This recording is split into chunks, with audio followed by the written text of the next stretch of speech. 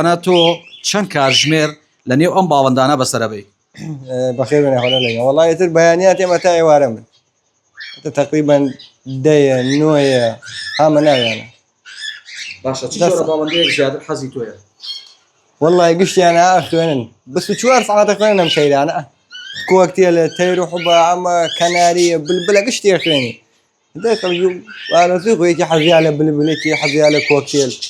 يجي حظي على غندور حركي وأنا زوج تيرو تۆ خۆش زیاتر حەزت لە سەوتی کامیانە؟ والله بلبلة قال قشتي جماعة أخواني بلبل خلق خواتي زيادة على سريكا كوكتيل غندورة معنا كم يجي ريان تي غندور وكوكتيل باشە حەزی خۆت زیاتر لە چی باوەندەیەکە جگە لە سەوتەکەی؟ جگە لە سەوتەکەی والله كوكتيل زيادة بۆ كوكتيل يترا جود بون بو مال ناو مال بيسا كان لا يترا للرويا مش كوكتيل باش تو باكو بختار تا تيرا كانت باشە گەنجان زیاتر گرنگی بە چی جۆرێکی باوەندەکانەدەن؟ والله يتر هركي وارزو حظه وين خوي هي بلبلة وهي كوكتيل وهي قمرية وهي فنجسة وقمري وناو مال شاغا ناو مال بيسا كانك تك اما كان درا شر كان بيدنga تيري بيوي قمري انت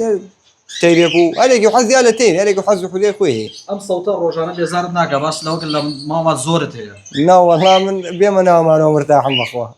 اخو السعودي انا خوش يعني ما اخو لا مالا قمري ما بلبل ما انواع ما لا مالا انواع تيري ما لا مالا تي من دكانك شو دا بخوا دم ويا كان بيجي جري بجاي كده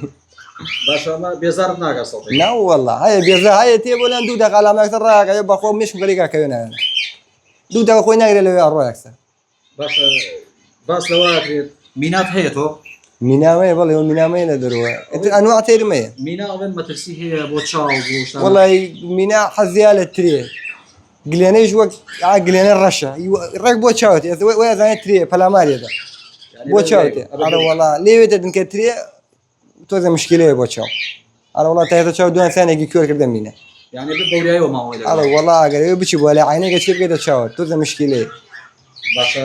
باوەندەکان زیاتر چی باوەندەیەکت خۆشە وەکو خۆشەویستی خۆت؟ وابو شخصي قوم يار وەکو خۆت بڵێ. والله من البلبل وقمري زياده نبرو بلبل صوتي خوشه